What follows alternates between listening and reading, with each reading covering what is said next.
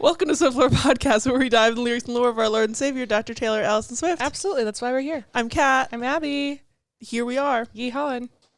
We're ye and we're hawin'. We're both. Who's ye and who's ha? I think you're ye. I'm definitely ye. As I said it, I heard it. Yeah. Because you're definitely ha.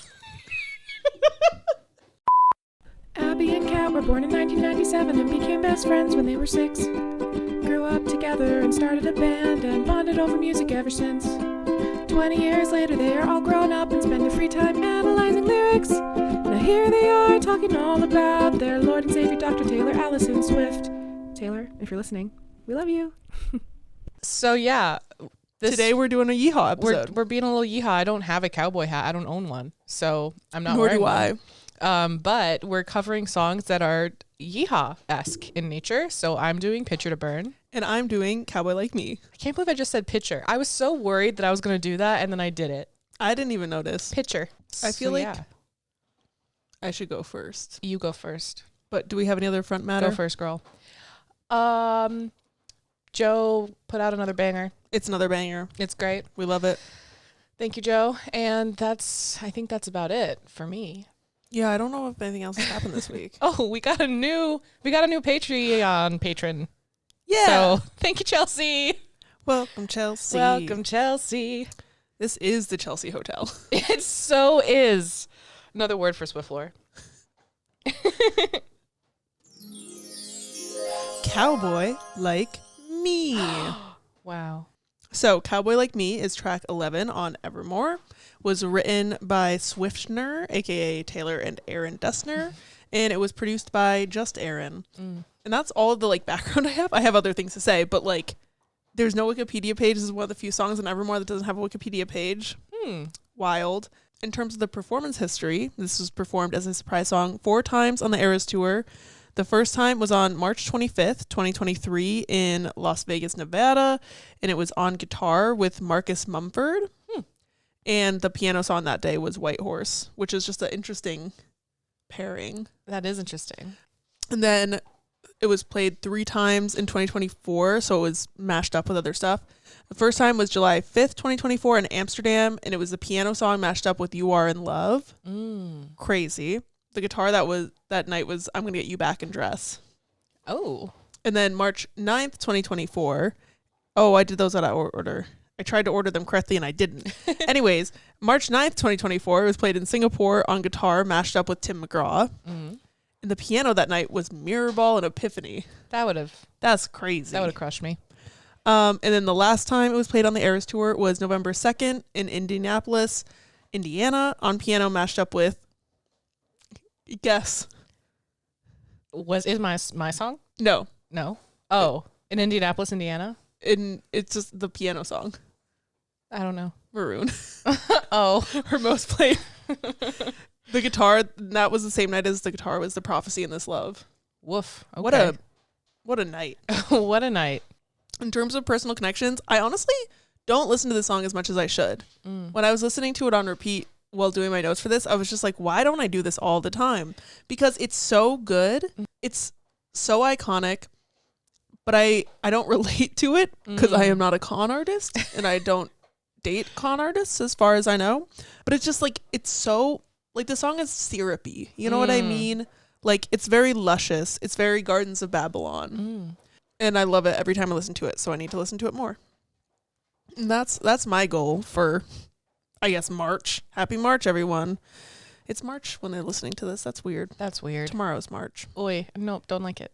Anyways, overall, the song is just about, the biggest scam of all is finding true love while trying to scam people with fake love. Forever is the longest con. Sweetest con. Sweetest con. It is. I guess it's not the longest, huh? Retcon. Diving right in with the first verse. And the tennis court was covered up with some tent-like thing. People hate that line. First, I'm starting with the word and because of course I am. Okay. Starting with and is really interesting because it's the middle of a phrase. She's starting in the middle of a sentence. And to me, it kind of feels like we, the listeners, are eavesdropping on a conversation that Taylor is having with her cowboy. So I think it really sets us up to be an eavesdropping kind of vibe. And this line, I didn't know that people didn't like this line.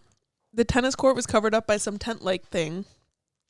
So setting the scene, which she does all the time at the beginning of her songs, as we talk about every episode. But they're on a tennis court. It's set up for a party. So you know immediately this is probably at some rich person's house. This isn't like a public park that you don't put a tent over the chain link fences around a tennis court. Well, it's not a tent. It's a tent-like thing. It's like it's trying to be nice.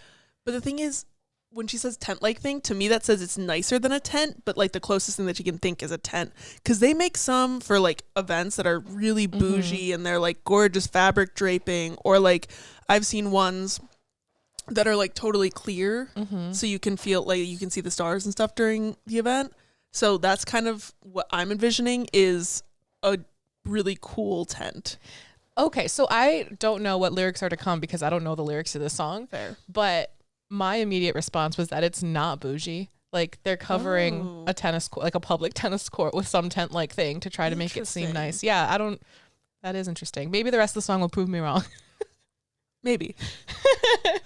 I also have a theory that this party that they met at is the same party as Champagne Problems, where the proposal fails. I've told Abby about this before, but like, I mean, it's another party. It's on Evermore. I don't know if there's any like evidence to support it other than me thinking that it is a cool theory, and I think that it'd be fun if it was true, because I imagine that they're like commiserating. They're trying to like start dancing after like this failed proposal, and they're just like, well, why don't you ask me to dance? And I said dancing is a dangerous game. I'm like, oh, let's go a little flirt, let's start dancing again, because everybody stopped dancing after they watched that girl run off in tears after her boyfriend dropped on one knee. So, and meanwhile James pulls up on a skateboard and James is just like, shit, wrong album, and he skateboards away.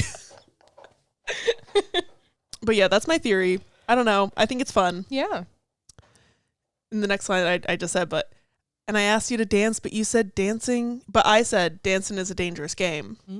They both blend, like, so they're both con artists, which is why I think that they're at like a fancy party, because they both go after wealthy people, which I'll talk about in the bridge, like the specifics of why I think that's their marks. But I think it's really interesting that they see each other at this party and they start flirting with each other because they both think that the other one is actually wealthy and actually belongs there, when in reality they're both con artists that are just there to scam people. I'm thinking about also how she uses dance in her songs, and in her earlier albums it's a lot about like dancing with someone because you love them, and I don't want to dance if I'm not dancing with you. And then now by the time we get to Tortured Poets Department, she's like, we knew the same steps of different dances, or there's Dancing Phantoms on the Terrace. There's the one about dancing back into old patterns in LOML. Oh yeah, something like that. But so it's interesting how her concept of dance, she's like, no, it's dangerous. Yeah. It can be fun, and also it hurts a lot. True. Also, like, I love this as a like flirty little thing for her to say. It's like, ooh, dancing's a dangerous game. Because she's talking about like the night that they met. She's recounting this, and you know, you asked me to dance and I said dancing is a dangerous game. Like, do you remember that? And I was right. Oh, I thought this is going to be one of those things. I don't know exactly what she means with this line. Like, because she's talking about her thoughts in the moment. She's just like, oh, this is going to be one of those things. It's like, what kind of thing? Like, is it that she still thinks that he's a potential mark for her to scam? Or is it just that she's like seeing right away, like, oh, I'm going to catch actual feelings for this guy? I think it could be all of the above. But it's like, to me, that line is less so knowing what one of those things is to her, and more so recognizing, like, as me, if I'm in any situation and I meet someone, I'm like, oh, this is going to be one of those things. Like, whatever the context is, I know what she means by saying that, where like you know how the rest of the evening is going to go. Yeah, you know that it's different. Like, it's not just going to be something that you can pick up and then put down and forget about. And now I know I'm never going to love again. Great line. Because spoiler for the rest of the song, I think that they end up together at the end of the song, but some people think that they didn't. Some people think that this couple breaks up and he did actually scam her in the end. But to me, like, saying like, now I know I'm never gonna love again, it really, with just the context of what has been said so far, it sounds like they've broken up, which is why I think they haven't, because I think that it's a fun turn in the third act of like, oh, I'm never going to love again because I have you. So who would ever compare to you? Who could I ever love after you? Mm. And then this song has some funky ass verse structure. So it's verse 1, refrain, verse 2, refrain, chorus, bridge, verse 3, refrain, outro. That is strange. I had to check like several sources to make sure that I wasn't wrong about like that when I saw it online, because I was just like, did genies get it wrong? Sometimes they mess stuff up, but nope. So the first refrain, I've got some tricks up my sleeve. She's a con artist, so she knows how to shake people off, how to scam them, and like how to look like she's the type of person who would never do that. So she's got these tricks up her sleeve. But it takes one to know one, and you're a cowboy like me. But like she's starting to realize like, oh, you're also a con artist. Like, you're not here because you're wealthy. You're here because you're trying to scam the wealthy people. Okay, like, same. I see you. You're a cowboy like me. This is a very cinematic song. It really is, because like cowboys is a concept that is obviously like in a lot of media. I feel, you know, I mean, like spaghetti westerns, blah, blah, blah. There's a million cowboy movies and TV shows and everything, especially like a little bit back in time, which I think is interesting because later on she says like the old men that I swindled. So like she's referencing cowboys, which I mean, people still talk about it now, but I feel like lot of, it was a much bigger cultural thing probably in the time of the men that she's scamming. So I just think that that's interesting that she's kind of picked up like the vernacular of these other people because she needs to fit in with their circles. I also really love the melody of the sleeve. Like, that's so good. This whole song is just, it's gorgeous. Yeah. It's luscious. The syncopated but also like smooth rhythm in the chorus just hits so good. It's so good. But also with cowboys, they're very like nomadic, and they're known for like not being able to be, you know, held down. Basically, like they come into a town, they do something, they leave. Like so she knows that he's also the same way that she is, of like, you blow into a town, you pick your mark, you scam them, and you get out. Why are they called cowboys if they ride horses? Because they'd ride horses to, what's it called? Herd the cattle. The cows. All right, I guess that's acceptable. Maybe I'm wrong. I don't know. Maybe they just did face paint like cows in the early days, and then cowboy just sounds better than horse boy, I guess. Wouldn't you like to know, weather boy? Verse 2, never wanted love, just a fancy car. Like, she didn't get into the scamming game to actually fall in love. She isn't one of those people that like, or one of those women, I guess, that actually falls in love with people and then ends up getting like swindled or kind of screwed out of stuff. Like, she's in it to win it. She's not in it to fall in love. Like, I did not come here to make friends. I came here to make bank. This is also dramatically different from the prophecy when she says, don't want money, just someone who wants my company. Oh, so different. Like, all she wants is money, possessions, you know, extravagant gifts, like a fancy car. But now I'm waiting by the phone like I'm sitting in an airport bar. Banger of a line. The thing with like airport bars is they open really early in the day and they are open really late at night because time is not real at the airport. Absolutely not.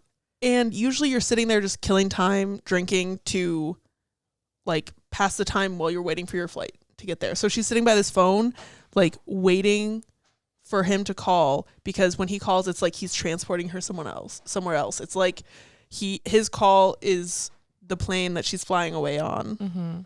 So she's waiting for him to call. She's waiting for this like life-changing moment kind of a thing. Not that taking a plane is a life-changing moment. I mean, depending on your vibe. I just started watching Yellow Jackets, and it's definitely a life-changing moment for those girls. I need to watch Yellow Jackets. It's so much darker than I expected. I mean, Brienne was like, you have to watch this show. I'm watching. I'm like, Jeez Louise. Jeez Louise. Me, my cartoon character ass. The refrain, you had some tricks up your sleeve. He had tricks up his sleeve. She said, I've got some tricks up my sleeve. Now you had some tricks up your sleeve. He did something that made her realize he was a con artist, but now he's used all of his tricks, and it's kind of all out in the open because he doesn't have any more tricks left. They've been, or well, at least he's been vulnerable in front of her. We'll get there. Maybe now he has treats. He just like does a little like sleeve roll out, and it's just like a Twix. Spear is really upset by that joke. my Twix up my sleeve. God damn it. How did I make the joke without making the joke? Like, I just said Twix because it's my favorite candy. I was thinking Milky Ways, which does not work in the context of the song. You had some Milky Ways up your... You're a Kit Kat like me. Halloween version. We'll you know what, by October we'll have something usable. You know, we'll keep workshopping. We'll workshop it. The chorus finally is hitting. Perched in the dark. I love saying perched. It's like the image is very much like a bird of prey perched, watching its prey playing. Mm-hmm.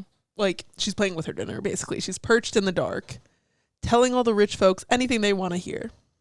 And the thing is, she says rich folks here.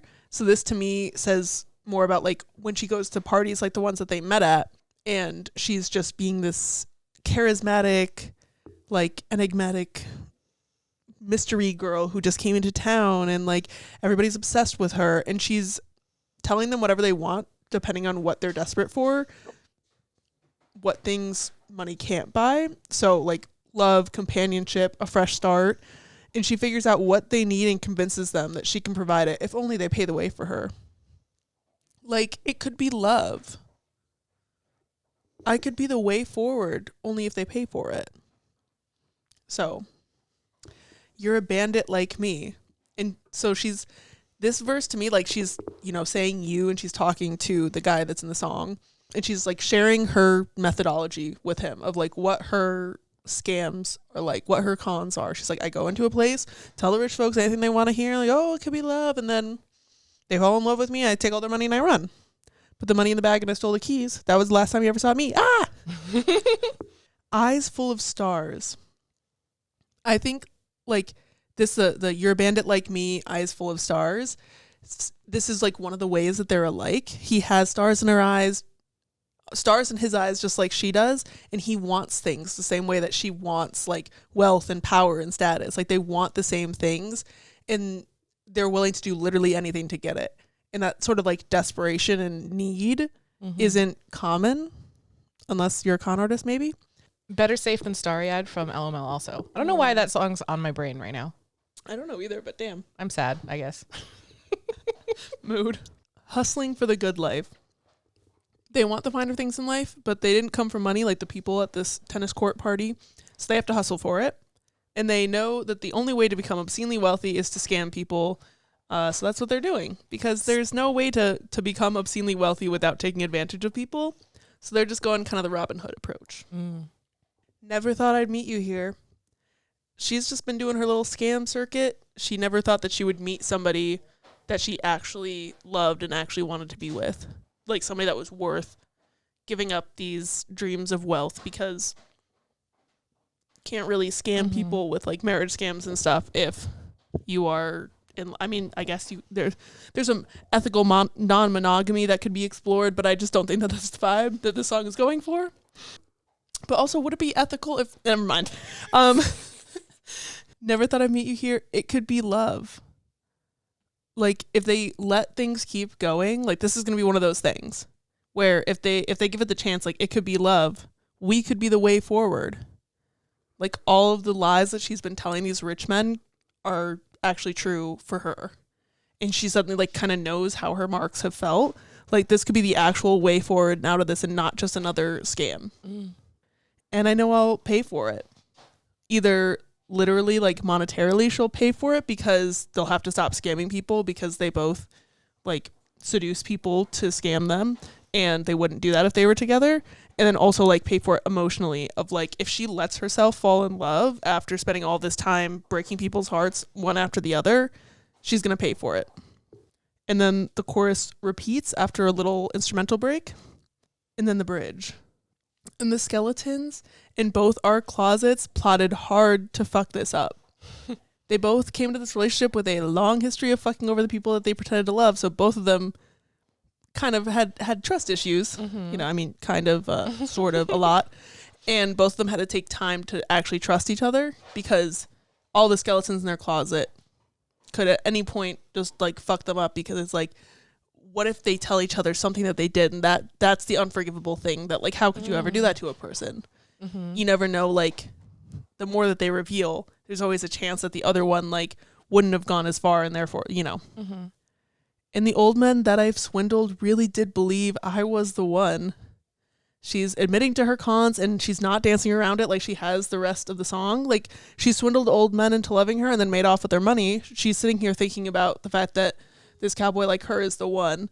And she knows that she now feels the way that all these old men felt. And she knows that her cowboy could devastate her in the same way that she did with those old men. And the ladies lunching have their stories about when you pass through town. So clearly she also knows about his chosen scam artist method.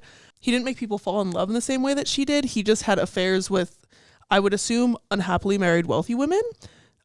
Ladies who could like regularly go to lunch, probably don't have jobs, they're probably staying at home, and just based off of his goal of getting money, probably going to be seducing wealthy women, and then probably getting just like money or gifts from them because they're just bored housewives with, you know, money to burn.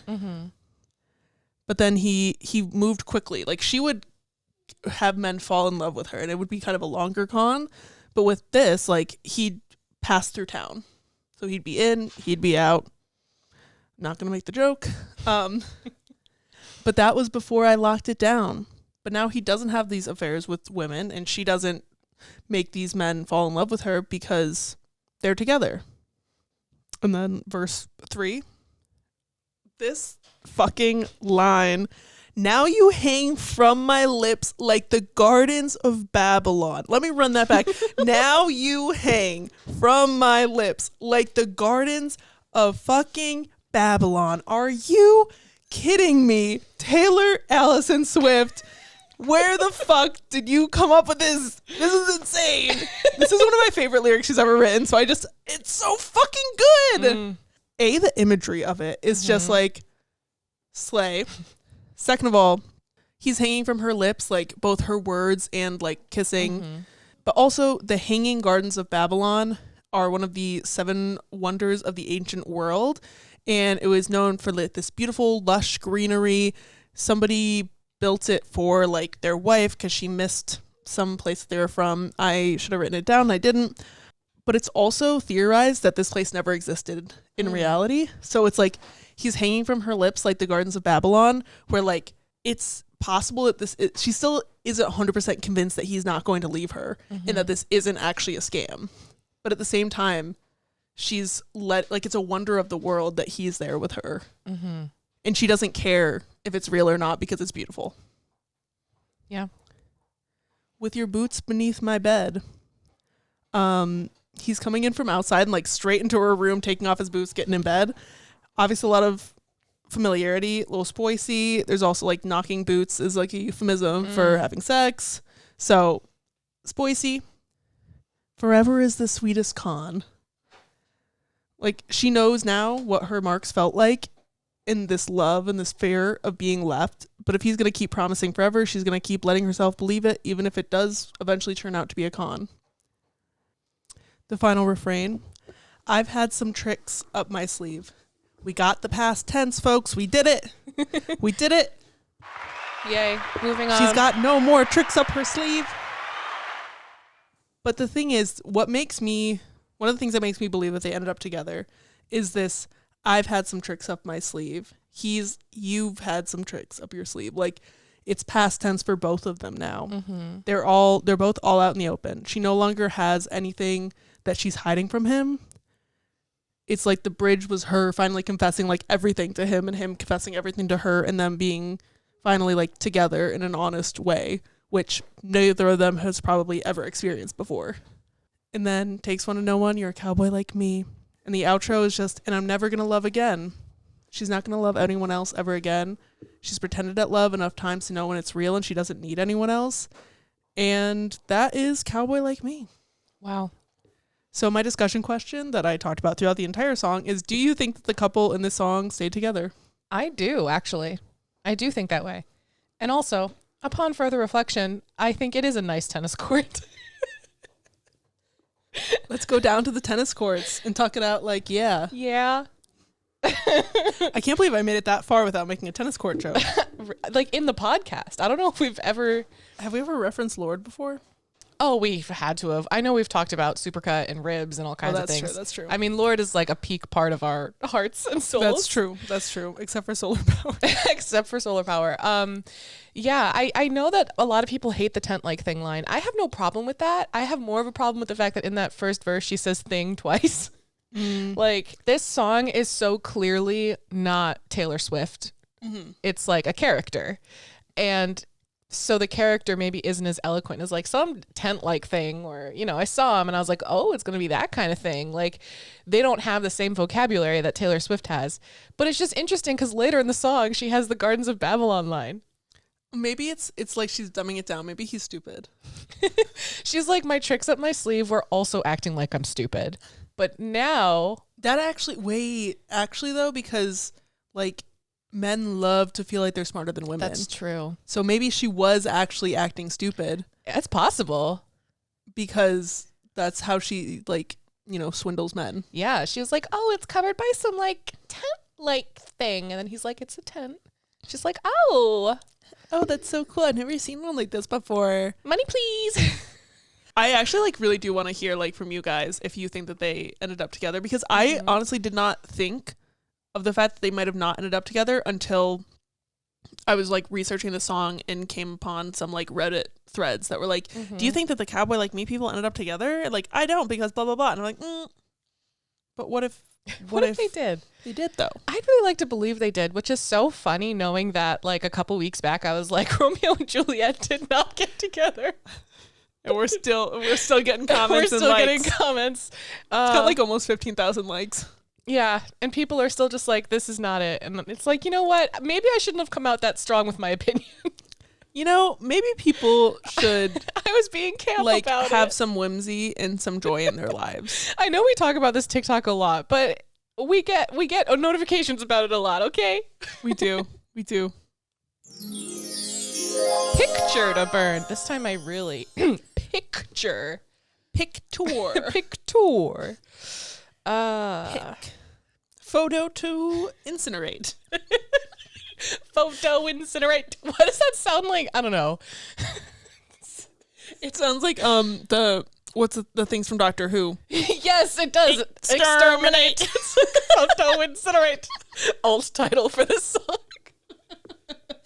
That's like the version where like a high school junior is trying to sound fancier. Yeah. So they just say like photograph to incinerate instead of picture to burn. It's like when you put it in Google Translate a bunch of times and translate it back. That's what the song is called. All right. Well, Photo Incinerate, otherwise known as Picture to Burn, is the second track from Taylor Swift's self-titled her debut. Why haven't we called it debut yet? That's I don't know. Much better. Wait, why don't we call debut? It's literally right there. Debut. It's been there this whole time. That was Easter egg all along. Wow. I think now that we figured it out, she's actually going to release debut TV. It'd be so cool if we could talk on our audio podcast. It would be. Also, we selected a winner for the VIP Valentine's Day package. We never mentioned that, but Kira, congratulations! We're sending you your stuff soon. And actually, it'll already be out by the time you're listening. By the time this episode's out, it'll be on the way. But she mentioned how she was looking forward to debut even more than Rep TV, and I'm like, you know what, valid, because after listening to Picture to Burn again. Bro, I listened to Debut for the first time in like a really long time. I think over the summer. And I was just like, damn, this is really good. It was really, really good. I'm so excited for that. Yeah. So I'm really excited to listen to Debut for the first time. I'm going to keep saying Debut until it happens. You know what? Just saying. We're going to keep making Debut happen. It was released on October 24th, 2006 through Big Machine Records. It became the fourth single from the album on February 3rd. She basically made it a single because she kept performing it, and that was the song that people were screaming back at her the most to. I love that. Right? It makes sense. I think I listened to the song one time, and you just don't forget that chorus. No, you don't. It hits. It does. It hits. And then I listened to it again. I'm like, I need to listen to this more. Mm-hmm. Just like my song. Exactly. It was written by Taylor and Liz Rose, and it was produced by Nathan Chapman. I have a crap ton of quotes about this song from Taylor. Honestly, my front matter is way longer than my lyrical breakdown because there's not much depth to this song. Fair. But I thought it was really interesting. The Wikipedia page on this was really cool and laid it all out there. And I copy pasted most of the Wikipedia page. So I'm just going to skim over some highlights. But mainly the concept of this song is, she said, I always try to tell the audience that I really do try to be a nice person. But if you break my heart or hurt my feelings or are really mean to me, I'm going to write a song about you. Like, she's honest. You know, if you don't want her to write a bad song, then don't treat her badly. Exactly. And we've said that before. She said that before about other songs. And so that's there. But the gist of this is that I guess there was this guy in her high school that she really liked. She calls him a narcissist.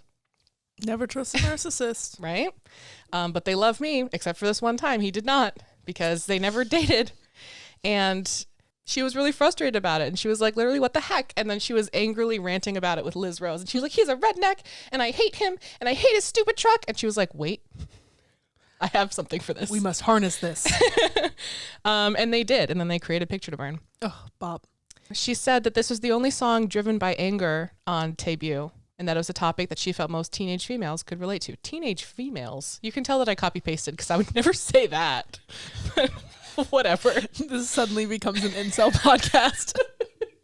What I really liked about this is how she sort of reflected, I guess now more present day, about this era of her life.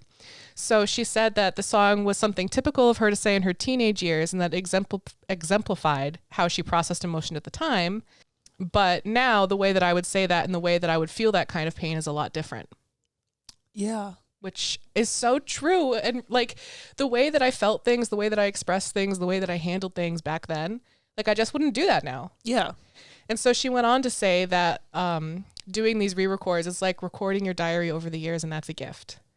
I love that. Right? Because sometimes I've been keeping a journal like relatively consistently since I was like going into 7th grade. And sometimes I'll just go back and read my old journals, and I'm like, wow, this is wild that I experience these emotions in these ways. Because sometimes I'll like read an entry and it's like, I'm so upset about this thing. Like, I'm heartbroken over this girl who's not texting me back. And then I'm just like, I don't even remember this person. Right. Yeah, it's definitely, you feel emotions so strongly. And then as you get older, there's so many other things to have emotions about. They're Exactly. like spread out more. There's a music video for this. Love it. It's basically Taylor pulls up with Abigail, who's blonde, bestie Abigail, and they see Taylor's boyfriend with this other girl, and she's driving the truck. And Taylor's like, she's driving his truck? He never let me drive his truck. And then there's pyrotechnics, and it's so good. They trash his house. I love this music video. I used to watch this music video all the time in middle school. It's so cute and fun. It's just cute and fun. So some fun facts about the music video. It was directed by Trey Fanjoy. In an interview with CMT, Taylor said, the storyline of the video is, if you break up with me, my band will ransack your house. I love her. Which is, I just love that so much. So she chose a football player, Easter egg, named Justin Sandy to portray her ex-boyfriend in the video because she thought that he had a classic and suspiciously perfect demeanor. She described him as a real-life Ken. Easter egg. Switch out these Kens. Exactly. Taylor was worried that her hair would catch on fire from the pyrotechnics because she'd never worked with pyrotechnics before. Also, and she's real for that. She is real for that. Also, it says fair. It would catch on fair. I have to fix that right now. Unfair. It is. It would be unfair if her hair caught on fire. She originally didn't want to use binoculars in the music video because she thought it looked cheesy, but then Trey was just like, no, it's going to translate on camera. And then it did. So there you go. This is mildly a tangent, and it's something that I've seen on Swiftopedia before and just never paid attention to, but this time I did. Did you know about Taemojis? You had to have known about Taemojis. I think so. There was an app that now is no longer. I think it was called like a Swift Life or something like that. Mm-hmm. And you could get Taemoji packs for each of her songs, and they all had little captions on them. And so I'm reading the Swiftopedia page and I just see Taemojis and then a roll of toilet paper. And I was like, what is this? And I laughed because I thought it was so funny. So they were just like tongue-in-cheek little emojis that you could get and trade with each other through this app, which I wish still existed. That sounds very fun.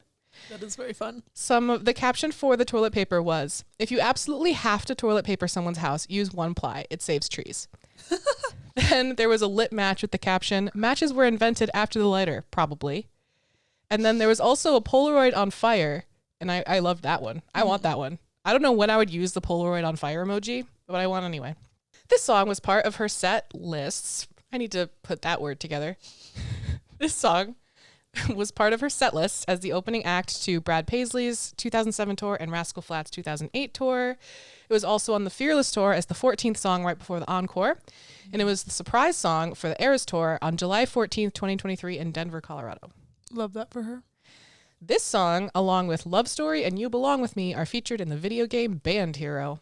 Never heard of that video game, but... I actually literally just saw an ad on TikTok, like somebody posted the old ad for it. Oh, really? With like her and like 3 men. I don't remember them. Naturally. But yeah, because she was in an ad like promoting the game. I literally just saw it this week, like not even kidding. Imagine if the 3 men were the Jonas Brothers and you're like, it wasn't the Jonas Brothers. It was like some like pop, like I don't think it was like Pete Wentz, but it something was, along those lines. It was Pete Wentz adjacent. Yeah. And they were doing like the scene from Risky Business, and then Taylor was just like, whatever, and like turned, and she's like on a stage. It's, I don't know. It was a weird ad. That's something else. I mean, not the ad, but I wish that game still existed so that I could play it, and I wish that the app still existed so that I could have my Polaroid on fire emoji. Yeah. If any of you had the Taemojis, I want to hear about it. Mm-hmm. I'm sure some of you did. So I also put a couple of more quotes from Wikipedia that made me laugh. So first, they said, lyrically, Picture to Burn is an evisceration of a no-good adolescent male. About.com found the song's theme to be feminism. I just like, okay, yeah. Kate Kiefer of Paste magazine selected this track as one of Taylor's 6 best singles and stated, she really shows her age in this one, which doesn't sound like a compliment, but I guess it kind of is. I mean, like, she's capturing being a 16-year-old girl. Yeah. Also, I want to know when this quote was taken, because if it's on the list of her 6 best singles and only debut was out at the time. I feel like it probably was it made the list. Maybe like 5 or 6 out. Not even, no, probably like 3 or 4. I'd say it's probably up to Red. Okay. If I had to guess, because like if it was only 6 in 1989 had come out, like it would be all 1989. Yeah, definitely. So there's speculation of who this song is about. I won't say the name. Genius kept saying the name and even had a picture of him. That's just literally just a guy. Like, that's not a celebrity. That's just a guy. But the thing is, that guy's wife is the one that came out and was just like, this song is about my husband. He used to have a lot of trucks. And I'm like, that's so funny. See, that's the only circumstance where you could be like, yeah, I'm dating somebody that Taylor Swift's also dated, but it's actually funny and it's not weird. Right. I just thought that was so funny. I'm like, I'm literally just looking at a married couple right now that I don't know. But okay, cool. Love that for them. I like that, he owned up to it. She owned up to it. Yeah. But I love that the girl that he married, she actually said that like she probably would be more of a Swiftie if she hadn't dated and then wrote a song about her husband. That's, you know what? That's valid. Yeah. Imagine they went to the show on the Eras tour where it was a surprise song. The one time. What if? The one time. She only played it once. I know, right? Isn't that weird? Was it not a mashup with anything? I don't think so. Damn. I know. I didn't look too far into it though, so I could be wrong. Okay, obviously there's a controversial lyric in this one. There's 2 versions. Actually, Genius had 2 lyric pages, one for the original version and one for the album version. And the original version only had 1 highlighted lyric, and it was "You're gay," which makes sense. But yeah, so it's in the first verse. I'm about to talk about the lyrics, but obviously the original lyric was, you can go ahead and say I'm crazy and obsessive, or you tell your friends I'm crazy, obsessive and crazy, I'll tell mine you're gay. Mm-hmm. And then she changed it to, I hope you don't mind if I say, and we've talked about this a lot, and I've said you're gay a lot. And so, yeah, there's that controversy. Vershy. Mm-hmm. Mm-hmm. But as a gay, I say it's okay. The gays say it's an A. The gays say approved. There was jazz hands. Yay for the gay. Yay for the gay. Gay the gay away. So the lyrics. It starts with, state the obvious. I didn't get my perfect fantasy. I love that. It's so real. It's so teenage girl, because you build these things up in your head and you want this fantasy of what you see in the movies, and then it doesn't happen. And you're like, okay, so obviously that didn't happen. Bet you're wondering how I ended up here. I'm thinking of all the times I had crushes on guys for weeks or months, and then like nothing happened, and then I just moved on to the next guy. I was like, yeah, so obviously I'm not dating and married. Yeah. Like, obviously I'm not. Don't perceive me. I don't want to be perceived. Also, I was trying to think of what song this melody reminded me of. It's My Own Worst Enemy. It's the one that said, "Da-na-na-na-na-na-na-na-na," when I was drunk. Yeah. Right? I see it. Very similar. I realize you love yourself more than you could ever love me. That's a burn right there. Never loved anyone or anything. Yeah. Yeah. Right. So you go and tell your friends that I'm obsessive and crazy. That's fine. You won't mind if I say you're gay. Imagine just all of it. Just all of it. All of it is in there. What she can do for debut is that she has both of them, and like one's on like the left side of the mix and one's on the right side. So like each ear gets a different version. That's a smart idea. I think that's what she should do. And that's why if you don't want the "you're gay" line, then you can just take out a headphone, and then you're like, okay, it's good. It's censored. It's fine. If you're listening in a car, make a choice. Decide what to hear, like Yanni and Laurel.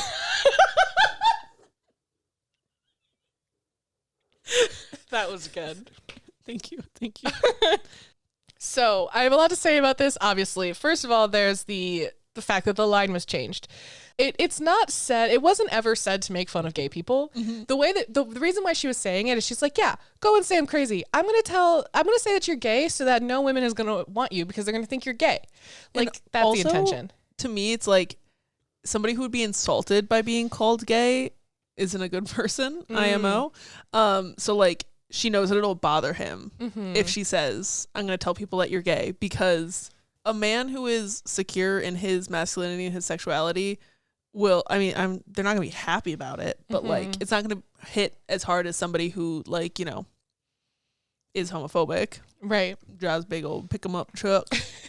You know what I think happened is Hillary Duff came into the studio. You're so right. Taylor was watching TV, and the like, you shouldn't say gay when you mean bad. And then Taylor called up Big Machine, and she said, we gotta change it. It's wild because I think at this time, I mean, this was so early in her career. She had a very specific image, and there were two changes on the original album, because there was also You're So Damn Funny and Teardrops on My Guitar, and that was changed. And this was also changed. So I think it was just like she got a little bit of backlash. It was a little against her brand, and she just switched it up. And Hillary Duff came in. I love you, Hillary Duff. Always relevant. There was someone on Reddit that I think phrased this really well. And they started it's Unexpected Ones on Reddit. And they started it with, as a fellow member of the Alphabet Soup, which incredible. I immediately, you're already my friend.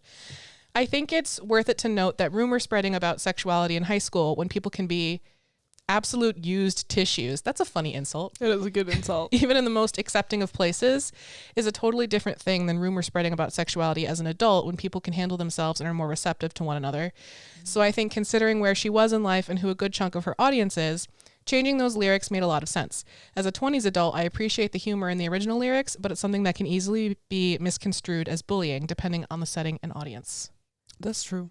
So I'm okay with the lyric change. I will kid about how much I love "You're Gay," but when someone tried to out me in high school, I threatened to tell a secret that I was told in confidence. Yeah, so you got to be careful. So then she says, by the way, and she goes into the chorus, I hate that stupid old pickup truck. You never let me drive. So I love this because it shows that she hates this truck, but also that she really wanted to drive it, because I'm sure at one point she was like, this guy that I like has a truck and it's really cool and awesome, but now she doesn't like him. So she's like, I hate it. It's stupid and it's old and it sucks and you're dumb. Yeah. And like this idea of like, oh, can I drive your truck? And he's like, no, like, this is my baby. And she's like, I thought I was your baby. But like, he loves the truck more than he loves her. Yes. But also counterpoint, isn't she like 14? Listen, like in a parking lot, just let her go a little bit. I think that it's interesting to maybe look at this from the lens of like, she is a teenager, you know, she's not really seeing things. She's seeing things from a very biased teenage perspective. Mm-hmm. It's possible that he was just like, you know what, you don't have your license yet. And I really like this car and I don't want you to drive it. And then now she's bringing that up as something that she like hates so much, you know? Yeah. You're a redneck heartbreak who's really bad at lying. Not only does he lie. Boom, roasted. He's bad at it. That's, if you're going to lie, at least be good at it. It's like, I'm going to bring it back to James with James and Betty, where I think we said in that episode, where like, he can't even lie right. Like, he's bad at it. But also I thought it was redneck heartbreaker my entire life because that makes sense. What? He's a redneck heartbreak? What is that? Spear just like whined it. Real low. Spear doesn't like it either. Just saying. But yeah, she's just insulting him. She's just trying to insult everything that he has. She said, and another thing. So watch me strike a match on all my wasted time. Amazing line. Incredible. Amazing line. Wow. It's just so visual and effective and succinct. Mm-hmm. As far as I'm concerned, you're just another picture to burn. Easy done. Bye. You're not worth my time. I'm going to go trash your house and burn some stuff. Exactly. I mean, who doesn't love burning their things from their ex after a breakup? Yes, that, you know, I haven't. I actually haven't. Yeah, I did once. I think it can be healing if done in an appropriate and safe. It was like setting. in a like fire pit. Yeah. It wasn't like right. Not lighting things on fire in your home. Yeah, but it definitely can be appropriate to do that. But don't burn down anyone's house. Don't do that. No arson. No arson. That's not what we're saying. I also think it's funny how she's like, you're just another picture to burn. You're just another guy who's wronged me, as if this isn't the first of 11 albums. Well, she will continue to be wronged. Whoops. Be like that. Brutal. Verse 2. There's no time for tears. I'm just sitting here planning my revenge. Lately, she's been dressing for revenge. Exactly. Girl loves a bit of revenge. She does. I think, to me, this line is very much like when you're feeling really sad and heartbroken and sitting there feeling sad about it can just feel unproductive. Like crying isn't going to do anything. What can I do? As I can sort of turn this sadness around into anger and like mess some stuff up. Yeah. Like I can go toilet paper his house. TP? Do they call it TP or toilet paper? I think you say like you TP someone's house. Okay. I've never done it. You can also say toilet paper. I don't know. I also haven't done it. I don't know what the vernacular is. Now that I'm an adult, I'm like, what do the kids say? Buying toilet paper is expensive and annoying. Literally, I bought toilet paper yesterday and I was like, oh, I'm going to cry. Things they don't tell you is like when you have to start buying things like that and you're just like, I hate this. Yeah. I hate it. I hate being a grown up. Yeah. But yeah, a lot of times people will go to anger in situations like this because it feels like it gives you more, what's the word I'm looking for? Control. Yeah, more control, more power than just sitting there crying. There's nothing stopping me from going out with all your best friends. Love. We love when you break up with someone who sucks and their friends side with you. Yeah. Because then really it's validating. Hits. It's validating. And if you come around saying sorry to me, my daddy's going to show you how sorry you'll be. That threat of dad. We're going to get Scott Swift on the case. Scott is coming up. He's just going to throw guitar picks at you. Okay, so here's the thing. The guitar picks. Because he always carries guitar picks with him everywhere. Oh, yeah. We love Scott Swift. I love him. This is kind of a weird fun fact, and I wasn't sure whether I was going to say this because it's actually pretty intense. But in the demo for this song that appeared online in 2015, apparently the last line of this verse was, I want you to be aware of daddy with his new automatics. Going to let you know how sorry you'll be. Oh, damn. I don't know if that's true. That's pretty wild. I feel like I've heard a version of it that mentioned like shotgun or maybe it was automatic. Like I feel like I've heard the demo. Well, I feel like that's another country song thing. Yeah. Oh, absolutely. So it's very like, again, we got country music bingo. This one, you've got a truck. That's pretty much all we got in this song. Yours had cowboy and that's boots. True. Boots the house down. Exactly. So choruses, it's the same. And then we get the bridge. It's only 2 lines. And if you're missing me, you better keep it to yourself, because coming back around here would be bad for your health. She's straight up threatening him now. She said, you want to come back? Well, I've actually put a curse on your bloodline if you pass through my door. So walk through the door, you're going to go bald, Everyone's gonna hate you. You're gonna go bald. You're gonna die alone. Sorry, I've been looking into Etsy witches and their hexes recently. Okay. Interesting. Not to hex anyone in particular. I was just interested in it. Yeah, it's just one of those rabbit holes you go down. Yeah. And that was one of the things, was somebody commented on one, it was like, my ex is bald now. That was one of the reviews. Oh man, what a review. What a review. I also think that a lot of this song is her, again, trying to pivot her sadness into anger. Mm-hmm. So she's like, don't tell me you miss me because it'll be bad for you. But the hidden message is like, don't tell me you miss me because that'll hurt me even more right now. Yeah. Like, don't do it. And like, I'm in my anger stage of grieving. So Right. like, if you say something that upsets me, it's going to come out as anger and you're not going to like what happens. Right, exactly. You won't like me when I'm mad.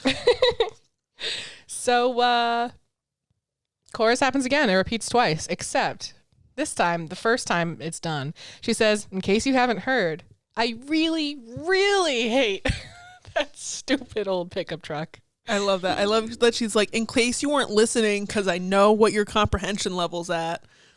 I really, really hate hate it. Don't stupid old pickup truck. My words will not be minced. I hate it. I hate it. I hate you. You never let me drive. That's a good thing, because now I'd crash it. It's funny whenever she says things like this because he's definitely heard the song. He's definitely 100%. heard this song when he went to the Eras tour the one time it was performed. Yes, exactly. He's there, and everyone around him just started booing and pointing, and they were all like, I don't know why I'm doing this, but it feels right. It just feels right. We've got a nice little outro where she says, burn, burn, burn, baby, burn. Disco Inferno. Shout out to Shrek 2. Am I right? Always shout out Shrek 2. I think that's what Donkey sings on the bonus feature American Idol thing, right? I'm fairly certain. You know, I believe you. I'm pretty sure he does. If he doesn't sing it in the movie, then he sings it in the American Idol bonus feature. He doesn't sing it in the movie. Okay, I know the American Idol bonus feature better than I know the movie. Fair. Because I wanted to, I loved that thing so much. I'm a silly Billy. Silly Billy. Discussion question. We actually already answered this. Have you ever burned a keepsake post breakup? I have not. I think I have. I'll tell an additional story of when me and like my first serious ex broke up. I still had some flowers that they had given me, and so I was like, oh, it'd be so fun to do like a photo shoot where like I'm holding the flowers and they're on fire, and it never happened, unfortunately. But then the thing is that we broke up right before COVID hit, so I had like a bag with these like dried out flowers in my car for like, I went to my friend's house, we were gonna do the photo shoot, and then we decided not to. I think it was raining or something. Anyways, but then they just like sat in my car for like months because I didn't go anywhere during the beginning of COVID. And if I did, my mom usually drove because it was COVID. Right. So I think it's threw them out eventually. I never lit them on fire, but I wanted to. So neither of us have ever lit anything on fire. Have you, listeners? And that's that. So my hint song is Revolving Door by Tate McRae. And mine is Kiss the Girl, but specifically the Ashley Tisdale version for vibes alone. Specifically. Because I feel like it. Thank you so much for listening. Thank you to our Swiftest tier patrons, Bethany M, September, Liam, Ashley, and Chelsea, our new one. Love You're you. All icons. You guys are amazing. Thank you for being here. Thank you for listening. If you want more stuff, you can follow us on Instagram at Swiftlore Pod. And if you want to join our Patreon, then all as show notes, you can do that. And we've got more stuff there. And we also now have a guest form open if you want to apply to be a guest. We're going to try to do more so we can connect with our Swifties. Super fun. So you can go ahead and fill that out. And our March Patreon live stream is going to be a March Madness style bracket kind of vibe. And we're going to rank like the track fives. We're going to do it kind of like For Wedding style where there's different categories that we have to like give ratings based on, so that it's not just like, okay, I like White Horse more than I like Cold As You, so therefore White Horse, like that's boring. We're going to make it really complicated and weird. We're going to get super weird with it. So that's for, the live streams are available to people who are on the Swifter tier and up. So if you want to come join us on Patreon, be there for the live stream, do it. We'd love to have you there. Yeah, and I think that's about it. Oh, I got another tattoo. Oh my gosh. Crazy, wild, awesome. You can't really see it.